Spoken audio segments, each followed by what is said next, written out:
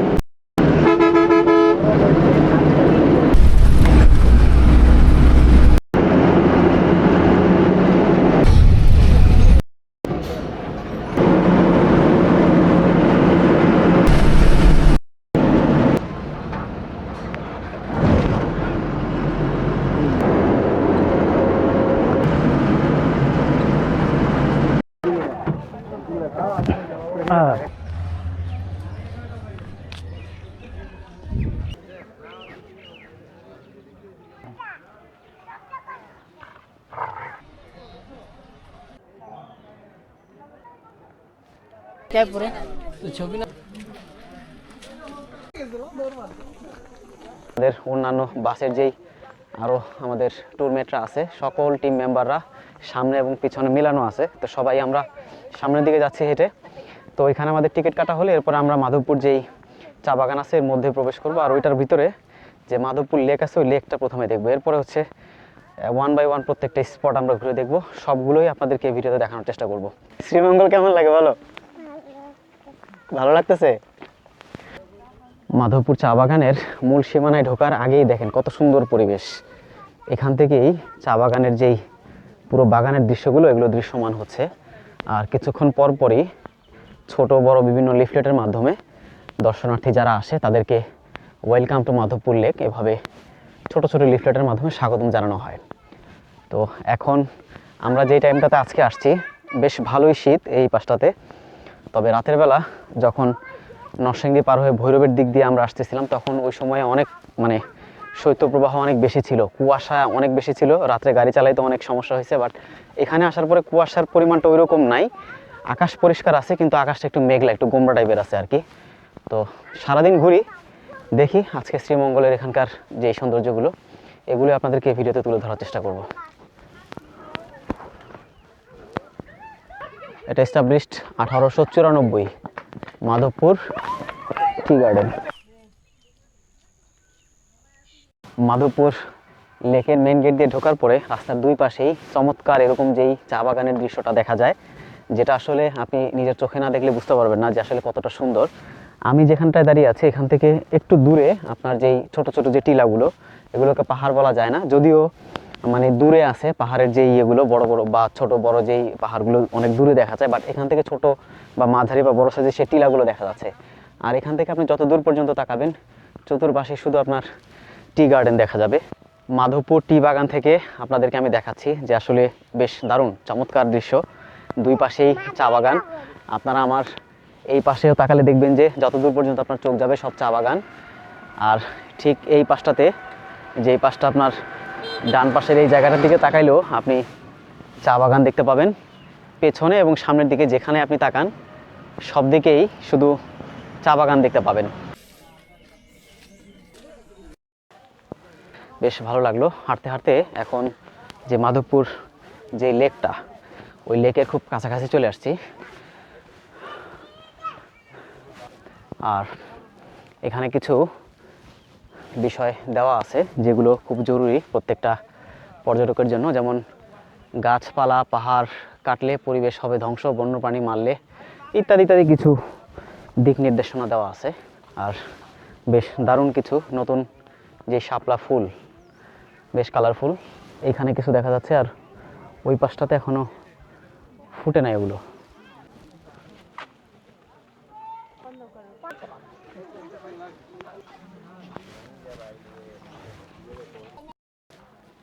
টিলা বলতে পারেন, অনেকে উপরে উঠছে, তো এটার উপর থেকে একটু দেখার চেষ্টা করব।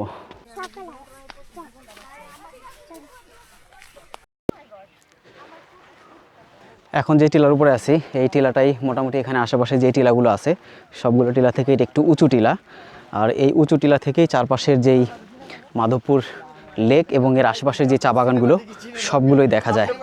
এই পাশটা থেকে মাধবপুর লেক দেখা যাবে, আর এই পাশে যেই মাধবপুর টি গার্ডেন আছে চারপাশের পুরো টি গার্ডেনের পরিবেশটাই খুব দারুণভাবে দেখা যায়। আর এখান থেকে প্রায় 10 থেকে 15 মিনিট সামনে হাঁটলে ওই দূরে আরও কিছু টিলা আছে যেখান থেকে আরও চমৎকারভাবে আপনার যে মাধবপুর লেকের যে চিত্রটা সেই চিত্রটা খুব দারুণভাবে উপভোগ করা যায়। এই দাদা কেমন আছেন? হ্যাঁ ভালো আছেন? হ্যাঁ এই যে আপনার সাথে এর আগের বারও কথা হয়েছিল, এবারও আসা দেখা হইলো। হ্যাঁ ভালো লাগলো আর কি। কেমন আছেন আপনি? ভালো আছেন না? আচ্ছা ওনার সম্পর্কে একটু পরিচয় দেই। এর আগের বার আমি যখন আসছিলাম, কয়েকবারই আমি আসছি, তো মানে শেষবার যখন আসছি তখন নেবুলাল দাদার সাথে আমার কথা হয়েছিল, তো খুবই আন্তরিক, ওনার সাথে অনেকক্ষণ গল্প হয়েছে, কথাবার্তা বলছি বিভিন্ন বিষয়ে আর কি। তো আজকেও আসার পরে ওনার সাথে আমার আবার দেখা হইলো, তো একটু ওনার পরিবারের বা ওনার একটু খোঁজ খবর নিলাম আর কি। তো বিষয়টা হলো যে এখানে আসলে মানে ওই যে আগে একবার আসলে বা না আসলেও এখানকার যে স্থানীয় যে লোকজন আছে তাদের আন্তরিকতাটা আমার কাছে খুব ভালো লাগে আর কি। তো নেবুলাল দা আপনার বাসায় সবাই ভালো আছে তো না? বাচ্চারা সবাই ভালো আছে? বাচ্চারা পড়াশোনা করে? আল্লাহর রহমতে সব ভালো আছে। তাও আনুমানিক কেমন লোক আসে? 1000-2000 1000-2000-এর মতো লোক আসে সকাল থেকে বিকাল পর্যন্ত। আচ্ছা কোনো প্রবলেম হয় না তো? না না না না। আপনার এখন কত বছর মানে কাজ করার অভিজ্ঞতা এখানে? এখানে 15 বছর পর থেকে। 15 বছর। আর আপনার বয়স কত চলে? এখন 55। 55 বছর। আচ্ছা ঠিক আছে। তো নেবুলাল দার কাছ থেকে এটা নিয়ে একটু কিছুক্ষণ কথা বললাম, আর ওনার সাথে কথা বলে আমার কাছে ভালো লাগছে। এর আগের বার ওনার সাথে আমার অনেকক্ষণ গল্প হয়েছে, তো ভালো লাগলো আর কি। নেবুলাল দা আবার কখনো ফিউচারে আসি তখন ইনশাল্লাহ কথা হবে, দেখা হবে। ভালো থাকেন আপনি। হ্যাঁ আপনার জন্য শুভকামনা রইল। তো মানে কেমন আর কি আপনার পরিস্থিতি এখন, কি বলেন, কি অবস্থা? তো এই বাগানে কাজ করি, এখানে থাকতে হয় আমাদের। এখানে কাজ করেন, এখানে থাকতে হয়? কতদিন যাবত কাজ করতেছেন? 30 বছর থেকে। 30 বছর। আচ্ছা 30 বছর যাবত কাজ করতেছে মদন কুমার দাদা। আপনার নিজের বয়স কত হবে? আমার 52 বছর চলে। 52 বছর চলে। আচ্ছা 52 বছর আপনার চলে, কিন্তু আপনি এত বছর ধরে কাজ করতেছেন এখানে, আপনার কাজের অভিজ্ঞতা। তো ঢাকায় যান কখনো? যাওয়া হয়েছে? ঢাকায় যাইনি কখনো যান নাই? এই জীবন ভরে এখানে আপনার এই শ্রীমঙ্গলে কাটাই দিলেন এখানে না? তা এখানে আনুমানিক আমার একটা বিষয় জানার আছে যে এই টিলা যেমন ছোট বড় মিলে আনুমানিক কতগুলো টিলা হইতে পারে, টিলার সংখ্যা? এটা এখানে আমরা যে কাজ করি বাগানে প্রতিদিন টিলা উঠালাম, আমরা তো এখানে 850 শ্রমিক কাজ করি বাগানে। আচ্ছা 850 শ্রমিক কাজ করেন, কিন্তু মানে টিলা বা ছোট টিলার সংখ্যা কয়টা হবে? টিলা মানে ছোট পাহাড় যেগুলো টিলাটা শেষ করা যায় না, অনেক বড় বড় টিলা, অনেক বড় বড়। তাও আনুমানিক কত হবে? দেখবেন অনেক বড় বড় টিলা পাহাড় দেখা অনেক আছে। আচ্ছা আচ্ছা তো ঠিক আছে মদন কুমার দাদা, ভালো থাকেন। হ্যাঁ আপনার সাথে কথা বলে ভালো লাগলো, আর আপনার জন্য শুভকামনা থাকলো। হ্যাঁ ওকে। যখন পাতার মৌসুম শেষ হয়ে যায় তখন এই গাছগুলোকে ডাল কলম করে, ডাল কলম করে ডাল থেকে কাটা দেয়, তখন আবার নতুন পাতা হলে 6 মাস আবার তোলা হয়। আবার 6 মাস? তা তোলার পরের প্রসেসিং আমাদের এখানে কারখানা আছে, ওই যে পাতা মেশিনে গুঁড়া করে। আসো বাবা। হ্যাঁ পাতা গুঁড়া করে, হ্যাঁ মেশিনে গুঁড়া করে 4-5 কোয়ালিটি চা বার করে। আচ্ছা তার মানে এখান থেকে উঠানোর পরে বাকি প্রসেসিং ওই ফ্যাক্টরিতে হয়? আচ্ছা তো ঠিক আছে নেবুলাল দা, ভালো থাকেন। হ্যাঁ ওকে। তো ওনার কাছ থেকে জেনে নিলাম আসলে যে এখানকে মানে পাতাগুলো তোলার পরে পরবর্তী প্রসেসিং, এখানে একটা ফ্যাক্টরি আছে, ওই ফ্যাক্টরিতে মানে এখান থেকে প্রসেসিং করে যেই চা তৈরি করা হয়, এই সামনে একটা ফ্যাক্টরি আছে এখানে, ওইখানে তৈরি করা হয়। এই যে এটা হলো ওই যে ওই মানে যেই শুকনা পাতাগুলো, এই শুকনা পাতাগুলো এনে সব এখানে জমা করা হয়, তারপরে হচ্ছে এখানে যখন খুব বেশি পরিমাণে হয়ে যাবে এটাকে জ্বালাই দিয়ে এগুলো পরিষ্কার করে ফেলা হবে। আর ওইখানটাতে মানে রাখতে চাচ্ছে না, অনেকে আসলে স্মোক করে, তো তখন ভুলবশত কেউ যদি এই শুকনা পাতার উপরে যদি কোনো সিগারেটের কোনো আগুন কিংবা কোনো কারণে ফায়ার হয়, তাহলে উনি যেটা আমাকে বললো যে একেবারে পুরো যা আছে বা আশেপাশে সব জ্বলে যাওয়ার সম্ভাবনা আছে। তো এই জন্য ওনারা এখানে ছোট্ট একটা কূপ করছে, যে কূপটার মধ্যে মানে যখন পানির প্রয়োজন হয় তখন পানি সংরক্ষণ করে, আর পানি ছাড়া এমনিতে মানে যেরকম এই শুকনা ডাল তারপর হচ্ছে পাতা যেগুলো জমা হয় এগুলো একসাথে জমা করে ওইটার মধ্যে দিয়ে, এবং যা আবর্জনা বা অনেকে খাওয়া দাওয়ার পর অনেকের প্যাকেট বা অনেক কিছু থাকে ময়লা, ওগুলো একসাথে দিয়ে একসাথে জ্বালাই দেওয়া হয় যাতে রিস্কটা কম থাকে। একটা ঠান্ডা বাতাস, ঠান্ডা হাওয়া, দেখেন গাছের পাতাগুলো কি সুন্দরভাবে নড়তেছে। অসাধারণ একটা পরিবেশ, চমৎকার। এবং ওই পাশটাতে দেখেন অনেক মানুষ ওই পাশে টিলাতেও গেছে, এদিক দিয়ে অনেকে গেছে।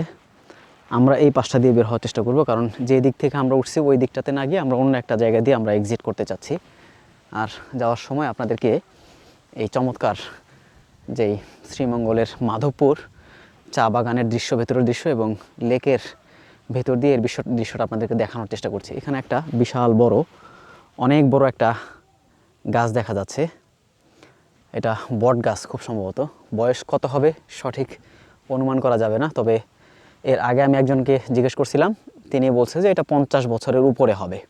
তো যেটাই হোক, বেশ বড় এবং কাছে থেকে সম্ভব হলে আমি দেখানোর চেষ্টা করতাম, বাট অনেক নিচে, একটু নিচে যাওয়াটা একটু রিস্ক আছে, আর এখান দিয়ে যাওয়ার কোনো রাস্তা নাই। তো জাস্ট আমি এতটুকু আপনাদেরকে দেখানোর চেষ্টা করলাম যে আসলে এই গাছটাও কিন্তু বেশ বড়, হ্যাঁ, বিশাল বড়, এবং চারপাশে ডালপালা মিলে আছে। আর যত দূর পর্যন্ত আমরা উপরে উঠতেছি, ছোট একটার পর একটা টিলা ক্রস করতেছি, ততই আমাদের ভালো লাগতেছে আর কি। বেশ অসাধারণ, দেখুন চারপাশ।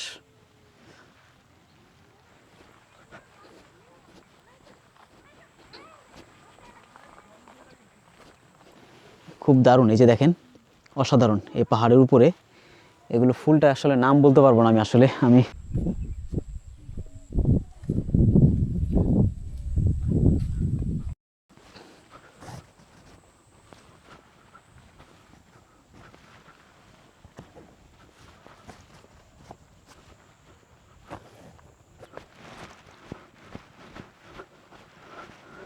যেই চাগুলো মানে চাষ করা হয়েছে বা চা পাতাগুলো, সেগুলো মানে খুব সুন্দরভাবে নির্বিঘ্নে নেওয়ার জন্য, যাতায়াত করার জন্য কিন্তু এই যে মানে টিলার মাঝখান দিয়ে এই রাস্তাটা করা হয়েছে, লাল মাটি।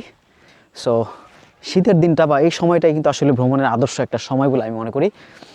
এখান থেকে দেখেন মানে এই পাশের যেই আপনার ছোট টিলা থেকে যেই চা বাগানের দৃশ্যগুলো বেশ দারুণভাবে দেখা যায়।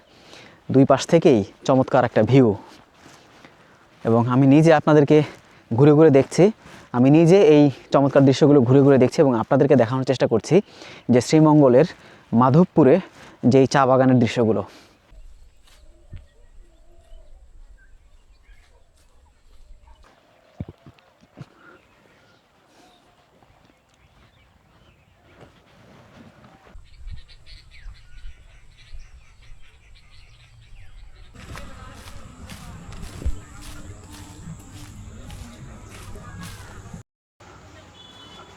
এই যে আমার পেছনে যেই টি গাছগুলো দেখতে পাচ্ছেন, এই টি গাছগুলো কিন্তু বেশ বয়স্ক এবং এগুলো অনেক লম্বা, কিন্তু এগুলো মানে রাখা হয়েছে স্মৃতি হিসেবে, জাস্ট অল্প কিছু আর কি। তো এটার বয়স 40 থেকে 50 বছর হবে, বেশ একটা জায়গা জুড়ে এখানে এগুলো রাখা হয়েছে। এবং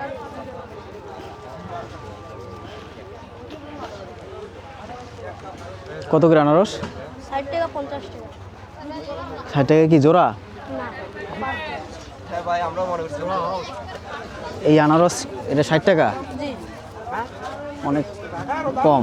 এর আগের বার তো আমি খাইছি 15 টাকা করে পিস খাইলাম আমি, গত মাসের আগের মাসে আসলাম। 20 টাকা হইতে পারে বা 25 টাকা হইতে পারে, হ্যাঁ 30 টাকা হইতে পারে, কিন্তু এটা 60 টাকা হয়।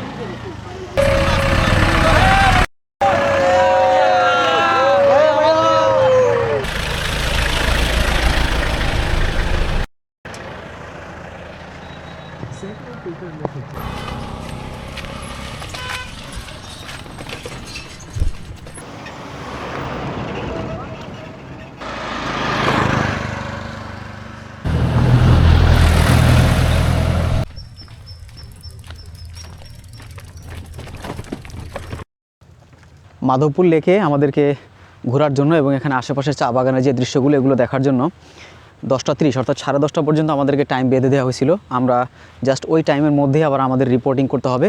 তো কাছাকাছি চলে আসছি, একটু সামনে গেলে আমাদের রিপোর্টিং টাইম অনুযায়ী আমরা ওখানে ঢুকে যাব।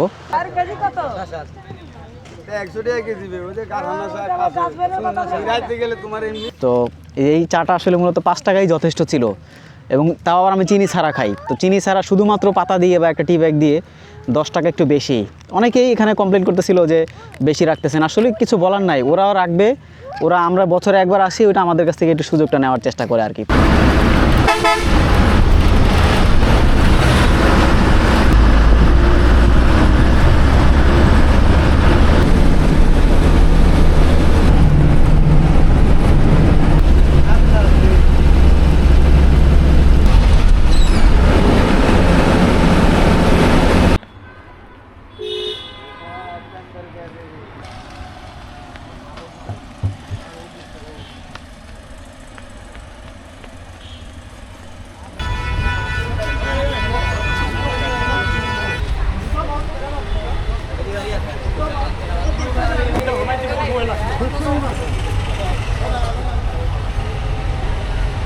ফুচকা কত করে ভাইজান? 70 টাকা। 70 টাকা প্লেট। 70 টাকা প্লেট এটা। ভাই কত করে প্লেট? হ্যাঁ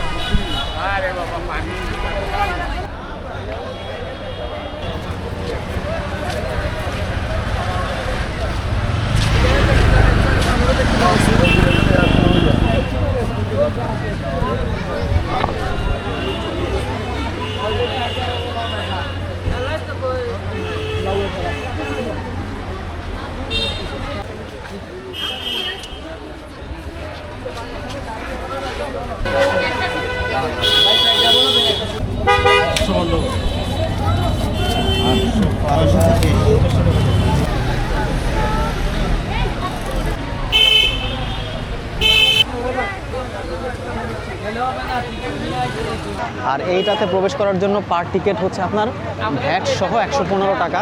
প্রতি অ্যাডাল্ট বা প্রতি বয়স্কদের জন্য পার টিকিট হচ্ছে 115 টাকা। আর প্রতি বাচ্চাদের জন্য অর্থাৎ 12 বছরের নিচে যে সমস্ত শিশু বা বাচ্চা আছে তাদের জন্য টিকিটের মূল্য হচ্ছে অর্ধেক, অর্থাৎ 115 টাকার অর্ধেক যেটা হয় সেই পরিমাণ। তো এটা হচ্ছে মূল গেট এবং এখানে প্রবেশ করার ক্ষেত্রে কিছু দিক নির্দেশনা দেওয়া আছে, অর্থাৎ প্রাণীদের সাথে কী ধরনের আচরণ করবেন। আর বিশেষ করে শুক্রবার এবং শনিবারে যেদিন মানে ভ্রমণ যেই দিনগুলো অর্থাৎ শুক্রবার শনিবারে প্রচুর পরিমাণে ভিড় থাকে এখানে, আর অন্যান্য দিনগুলোতে ভিড়ের পরিমাণ একটু কম হয়। আর যেহেতু এখন মানে একটা লম্বা ছুটি 3 দিনের, এই লম্বা 3 দিনের ছুটিতে কিন্তু প্রচুর পরিমাণে পর্যটকের ঢল আছে এখানে।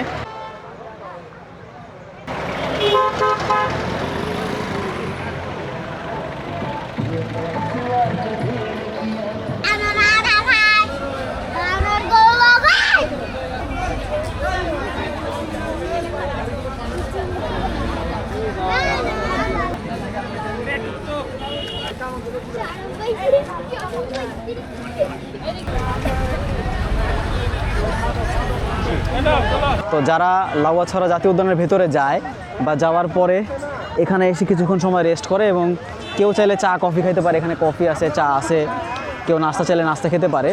এছাড়া যার যেটা পছন্দ সেই খাবারগুলো এখানে পাওয়া যায়। সব ধরনের খাবারের এখানে আইটেম আছে, তবে মনে রাখতে হবে যে এই খাবারের যেই দাম তুলনামূলক স্বাভাবিকের চেয়ে একটু বেশি।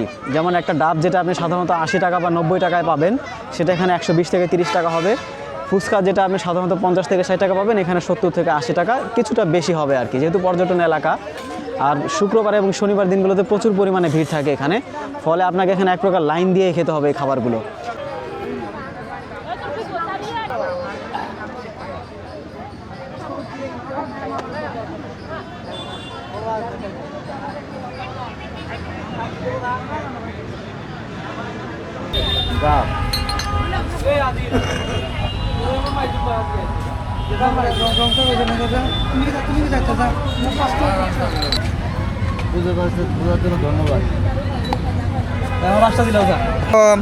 আপনি আইসেন আমরা সিলট হইল গিয়া মায়ার জিনিস, মায়ার জায়গা। একটা চা যদি আপনি না খাইয়া যান তাহলে মনে করেন আমরা কষ্ট পাইব। আমরা পক্ষ থেকে আপনি একটা চা খাইবা, ও আপনার লাগে একটা চা বানার আমরা চা বাতার। তো ভালো পাতা, কাঁচা পাতা দিয়ে আর হচ্ছে দুধ দিয়ে এবং চিনি দিয়ে, অল্প চিনি দিয়ে একটা চা বানাই দিচ্ছে। কাঁচা পাতার চা বেশ ভালো, আলহামদুলিল্লাহ। তো অনেক বেশি থাকে আপনার এখানে না? তো ইনশাআল্লাহ কি পরিমাণ চা আছে? শত ব্যস্ততার পরেও ভাই আপনাদেরকে মনে রাখবো, কারণ আপনারা মেহমান, সিলেটে আসছেন মেহমান, আমাদের আত্মীয় স্বজনের মতো। আনুমানিক প্রতিদিন কত কাপ চা ছিল? অনেক কাপ বেচতে পারি, বসে এই হিসাব করিয়া পারা যাইবে না, অনেক কাপ। অনেক কাপ না? জি। তো ঠিক আছে, দোয়া করেন বস, আপনার সাথে পরিচয় হয়ে ভালো লাগলো। ঠিক আছে, ওকে। আসসালামু আলাইকুম। ভাই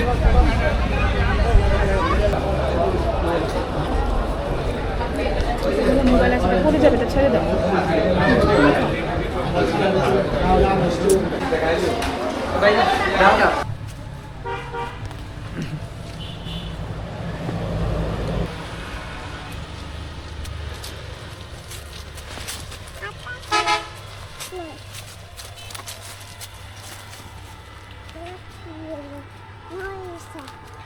চা বাগানের পাতাগুলো একেবারে লাল সূর্যের মধ্যে চা বাগানের পাতাগুলো দেখতে কিন্তু বেশ দারুণ লাগতেছে।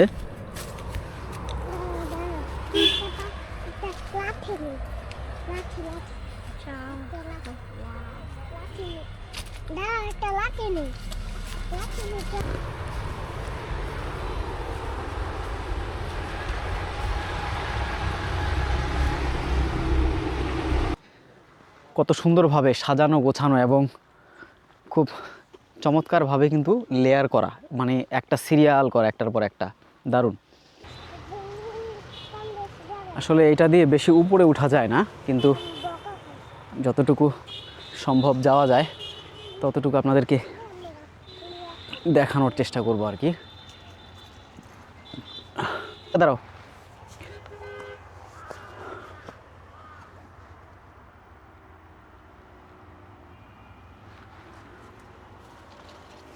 আসলে এই ঝোপের ভিতর দিয়ে যাওয়ার রাস্তাটা ব্লক হয়ে আছে, বের হওয়া যাচ্ছে না, ঠিক আছে।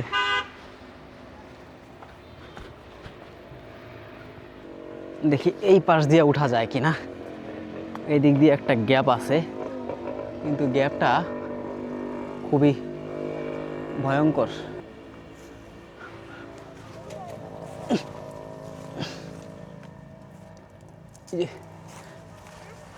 বিসমিল্লাহ।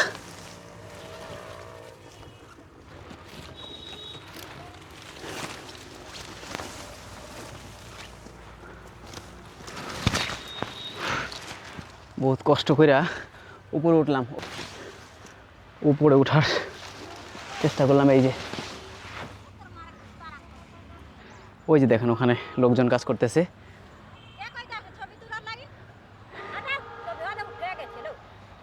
এদিক দিয়ে আমার রাস্তা নাই না? না না, আপনাদের ছবি নেই না তো, আপনাদের না, আপনাদের ছবি না, আমি জাস্ট এই গাছের এগুলো সব আমার দিকে উঠতেছে, আপনাদের দিকে উঠতেছে না। আপনারা ওটা নিয়ে চিন্তা করেন না।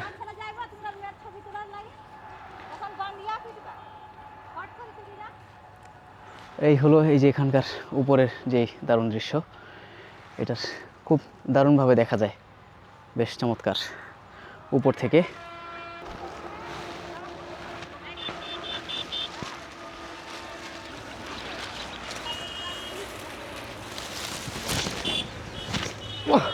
হ্যাঁ,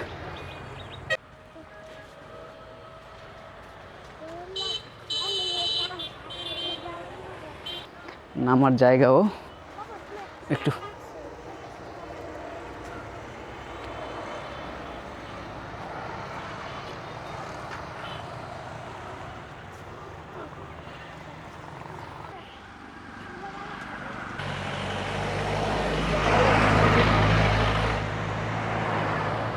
মানে শত শত বা হাজার হাজার টি বাগানের ভিড়ে এখানে একটা রাবার বাগান করছে। আমি একটু পরে ভেতরে যাচ্ছি, এটা আপনাদেরকে দেখানোর চেষ্টা করব। আর এই হাতের বাম পাশে দেখেন কি সুন্দর সূর্যের আলোর সাথে বিকেলের চা বাগান, দেখুন।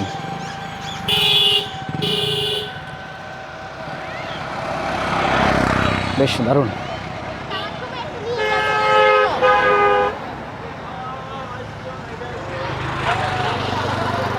কত মানুষ আসছে এই রাবার বাগান দেখার জন্য। ওই পাশেও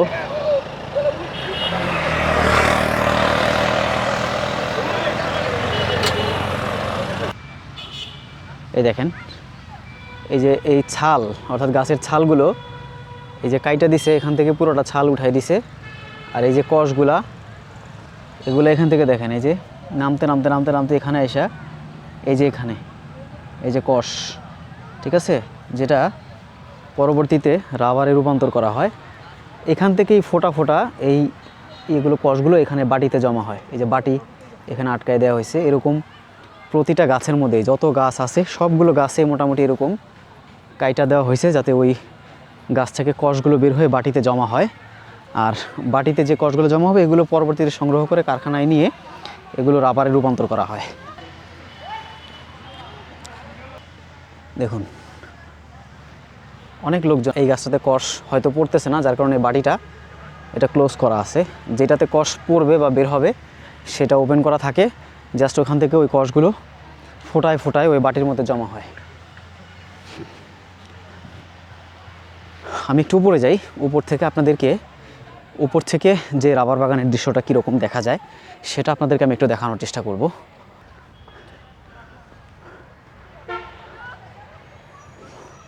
বেশ লম্বা আছে, অনেক উঁচু। রাবার বাগানের এরিয়াটা এখানেই শেষ হয়েছে, আর একটা মানে গোলাকার বা চক্রাকারের শেষ হয়েছে, এর বাইরে আর নাই।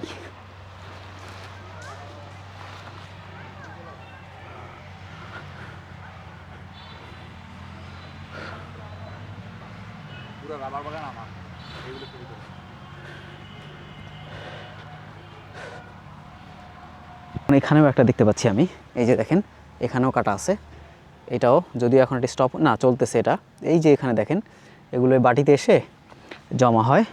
তো এটা এখান থেকে ওরা মানে সবগুলো আবার একটা ওদের প্রসেসিং আছে, এগুলো আবার কালেক্ট করে এগুলো ওরা আবার ফ্যাক্টরিতে এই রাবার যেই রাবারের রূপান্তরকরণ সে প্রক্রিয়াটা করে এটা রাবারে রূপান্তর করে। আমি এর আগেও যেই টাঙ্গাইলের সবচাইতে বড় মধুপুরে ময়মনসিংহের ফুলবাড়িয়াতে বিরাট একটা অংশ নিয়ে কিন্তু রাবার বাগান আছে, যেটা বাংলাদেশের সবচাইতে বড় রাবার বাগান। আমি সেখানেও গিয়ে পুরো রাবার বাগানটা আমি ঘুরে দেখছি, অসম্ভব রকমের সুন্দর একটা বাগান। কিন্তু আপনি সেখানে ঢুকলেই মানে আপনার নাকের মধ্যে সবার প্রথমে যে ঘ্রাণটা আসবে সেটা হচ্ছে রাবারের ঘ্রাণ। বাট এখানে ওইটা না, এখানে নির্দিষ্ট একটা জায়গা আছে, যে নির্দিষ্ট একটা জায়গাতে আপনি শুধু রাবারের ঘ্রাণ বা রাবারের সেই ফিলটা পাবেন। আর বাকি যা চতুর্পাশে যা দেখবেন, যতদূর পর্যন্ত আপনার চোখ যাবে সবটুকুই আপনি শুধু টি গার্ডেন বা টি বাগান দেখবেন।